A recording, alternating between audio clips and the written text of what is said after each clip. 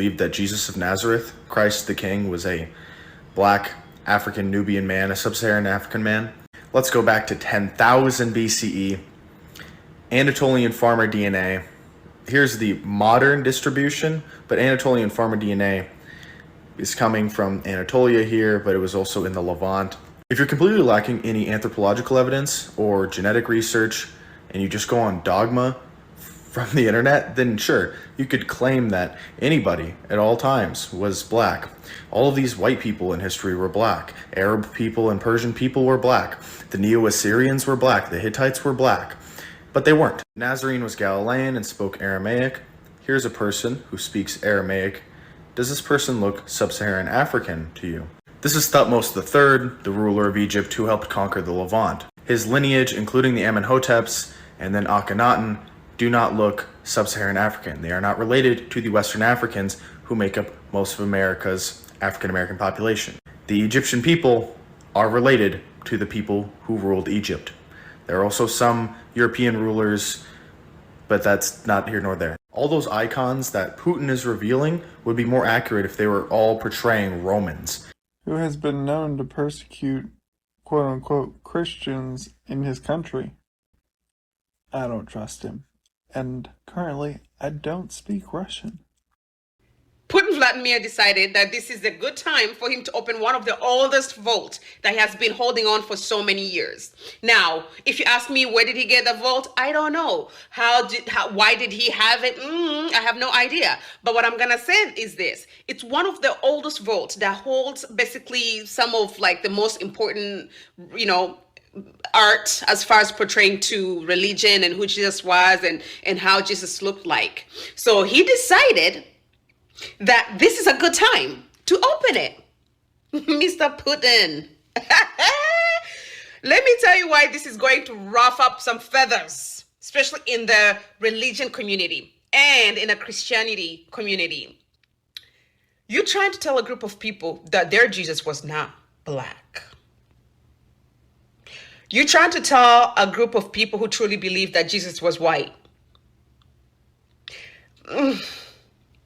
For those who doesn't understand how religions have played into, specifically Christianity have played into colonization and have made it possible and created access for colonizers to go to other countries and conquer. For those who doesn't know, Jesus was black.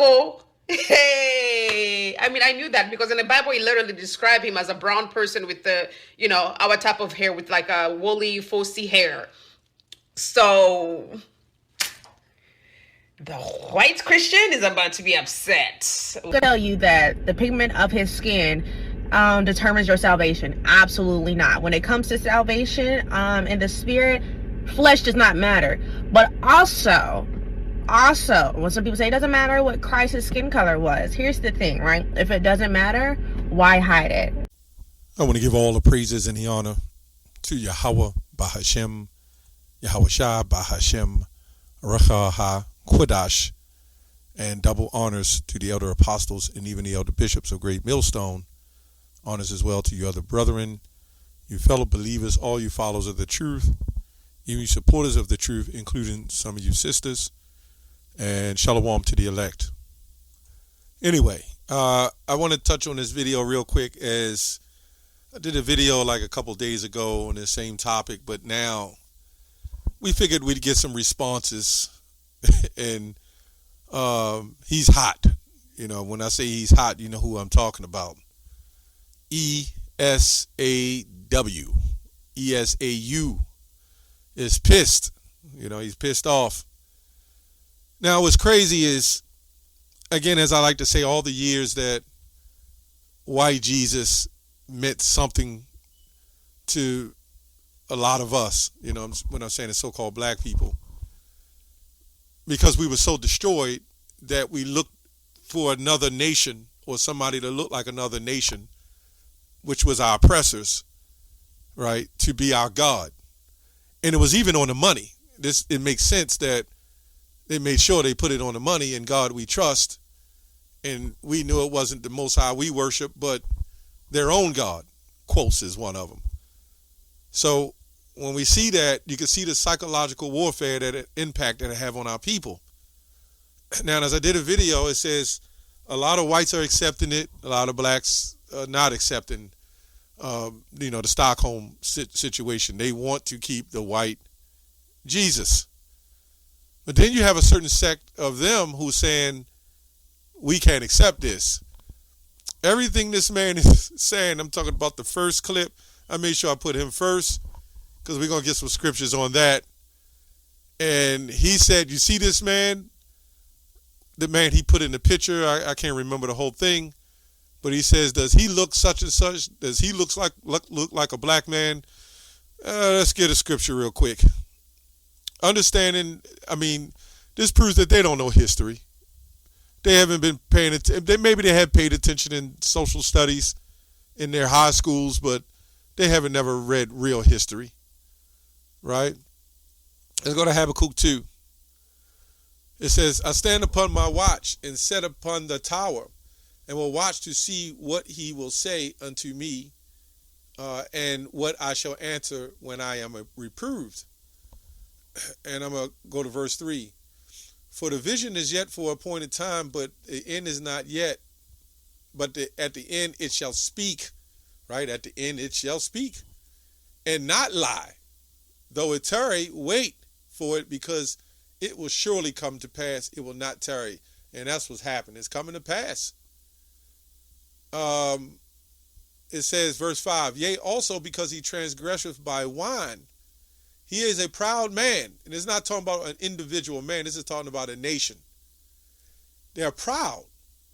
There's no way you rape, rob, conquer the world in the name of white Christianity and white Jesus, and then use the excuse after you done lied, right? After you done murdered and killed, and then you took scriptures out of the Bible and gave it to us and then set up tares to teach us, and then ultimately our own heads of the households to teach us, and fully just destroy us with feminism and everything else. And you're not going to have some form of repercussion behind that? I believe Luke 8:17 says, there's nothing that is hid that shall not be made manifest. It's all it's all showing itself. So if that Jesus was a lie, that white Jesus was a lie, everything else was a lie that came with it. And this is what we're trying to tell our people. And this woman at the end clip, she says his skin color doesn't have anything to do with salvation. Still in Christianity. It has everything to do with salvation. We are not to worship any other God. Exodus 20. Thou shalt have no other God beside me. Now, if that white Jesus was practicing the mannerisms of the so-called black Jesus, then you can make that argument. But that white Jesus, Sergio Borgias, was a murderer and an incester of his own sister, right? And then his own father laid with his sister and daughter, right? That is the mouthpiece or the front for a spiritual man, right? That doesn't make sense. So no, not so much skin color, but that man. So by process of elimination, we have to go back to the original. And why would they take it out? And this is nothing new. We've been standing out there as Israelites with those signs showing you the Messiah. We got the Russian icon books. He went into the vote. That vote been open. Anyway, he's a proud man, neither keepeth at home, who enlargeth his desire is hell, and is death, and cannot be satisfied, but gathereth unto him all nations, and heapeth unto him all peoples. That's what this man does. Now, if you want us to believe that you can put some white guy up of someone who speaks Aramaic and saying, does he look sub-Saharan? This is the carnality as well of people like this and even other Israelites. That man that looks white could very well be an Israelite. We don't know. But what we are saying is by lineage, right? And people were moved from their borders. See, this man has so much white supremacy in him, he can't believe himself. He thinks Adam and Eve, which Adam means the word ground. He thinks Adam and Eve and everybody else, they were just all white. So how the hell did we get black? Does it make more sense for white to come from black or black to come from white? Which one? Which makes more sense? How the hell do you have a bunch of so-called white people and then all of a sudden somebody jumps up and turns black? Anyway, let's go to, you know what, I'm going to get that real quick. Now, all you got to do is look up Phinehas. Phinehas, the grandson of Aaron, son of Eleazar, if I'm not mistaken. And his name, when you blue letter it, means the mouth of brass. It means the mouth of brass. And when you look up the mouth of brass, it actually says Nubian Egyptian, black Negro. It actually says that. But they won't accept that. They won't accept that. That white supremacy. You know, another thing that's sickening. When we say this and we see it coming out, the Christians won't tell a man like this that, you know, why are you trying to keep them white? It shouldn't matter. We love all. We all the same. Color don't matter. These white supremacists are trying to keep it that way. But a Christian, a so-called black Christian, will never do a video like this and get on them for doing it. It's impossible, right, in their eyes for the Messiah to be so-called black. So you know what our people will say? Oh, he was olive complected, which olive is green, red, or black. He damn sure wasn't green, and he damn sure wasn't red. Anyway, that's what our people say. Before they admit that he was a so-called dark-skinned man, you got to remember you have other nations, Ishmaelites, Elamites, you know, various other nations who are darker as us, right? Job 31 and Job 30? Must be Job 30. Let me see if I can find it. Job 30, verse 30. My skin is black upon me. Now, we'll read this and the Christians will say, well, no, you can't say that. That was ash. I've never seen anybody white turn black. I'm still waiting on the answers to that. My bones are burned with heat. I'm still waiting on the answers to that. But white Christians will come against this scripture and make excuses for it. But you know what the black Christians will do? They'll continue to say color don't matter. The hell with you black Christians, man. You're the worst. You're the absolute worst. You can't even accept anything better than what you are, man. Better than what you are.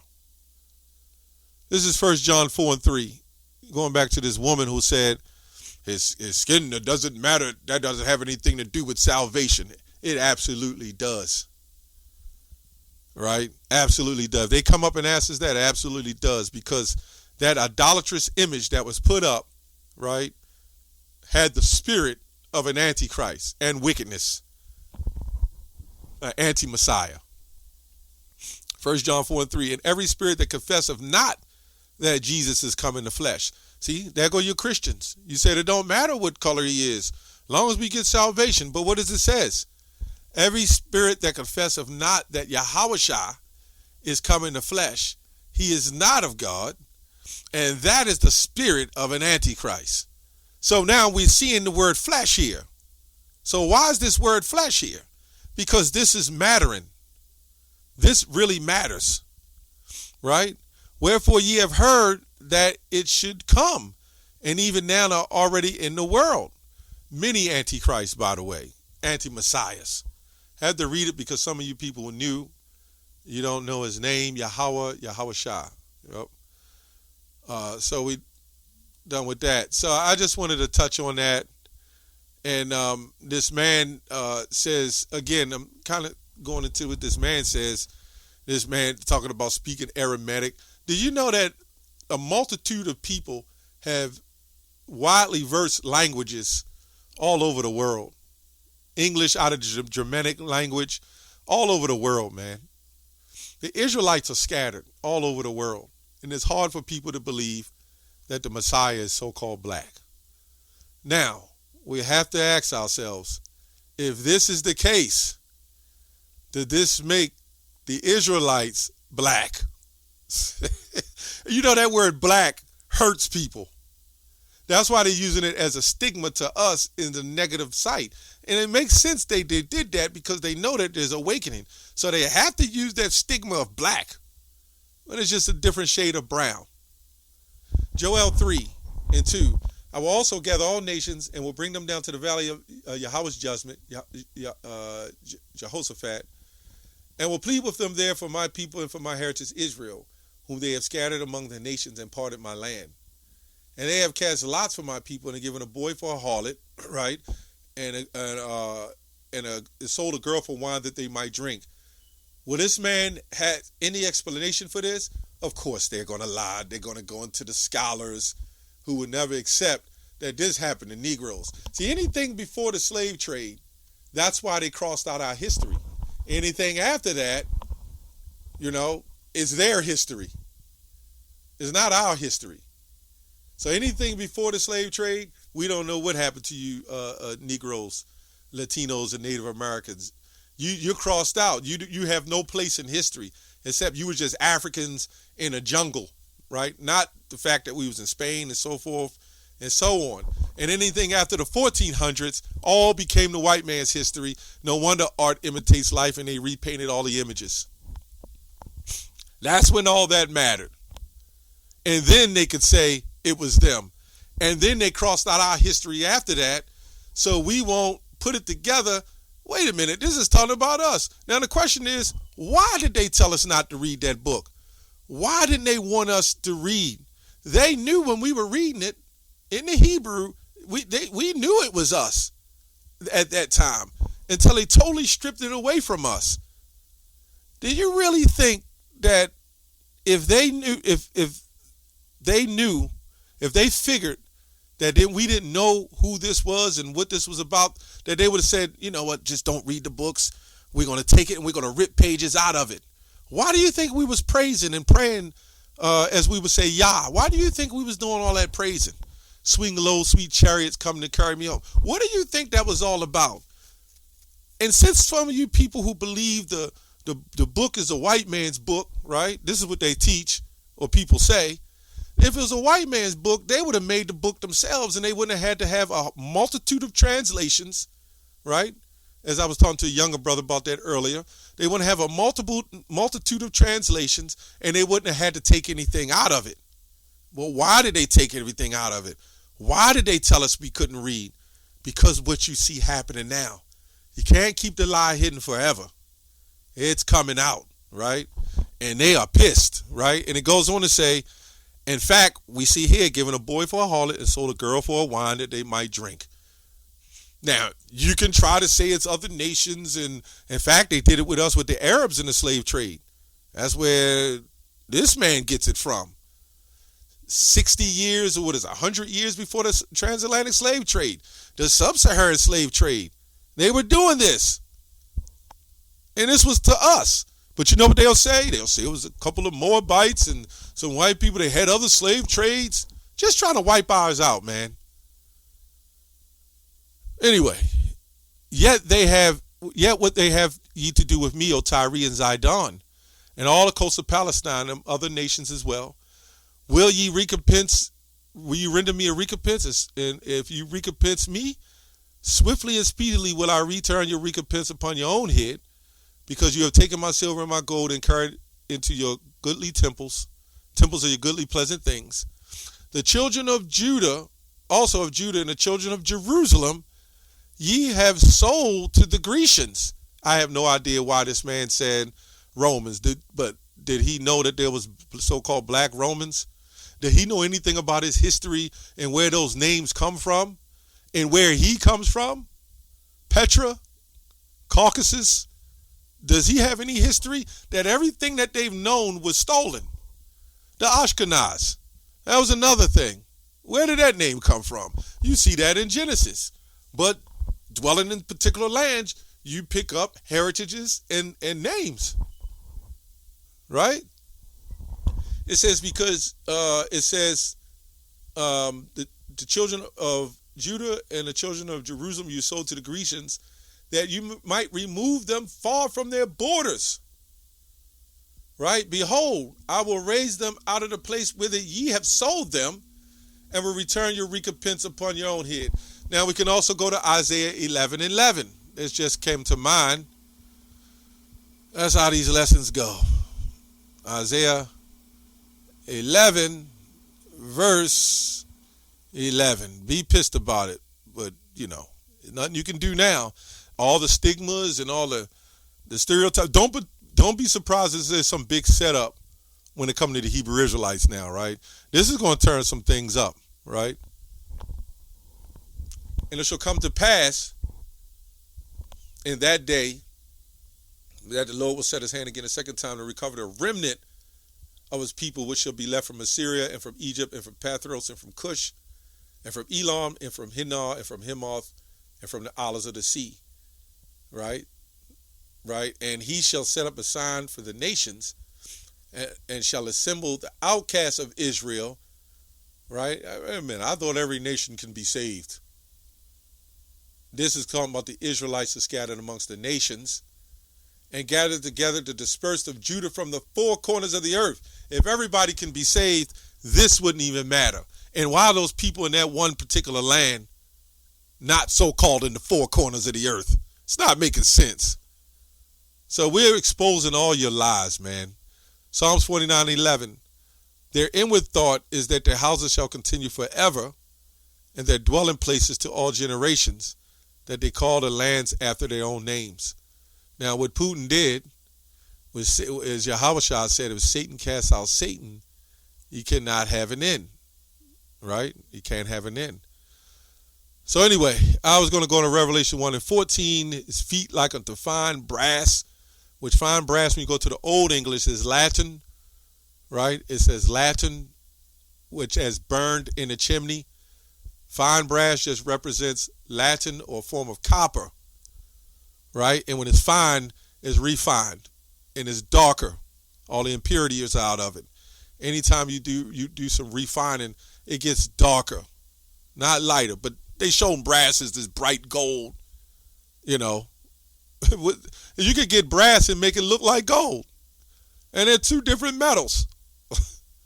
So this proves that they've been pushing this white supremacy on us for a long time, man. And we waking up. That's all I have on that. Shalom.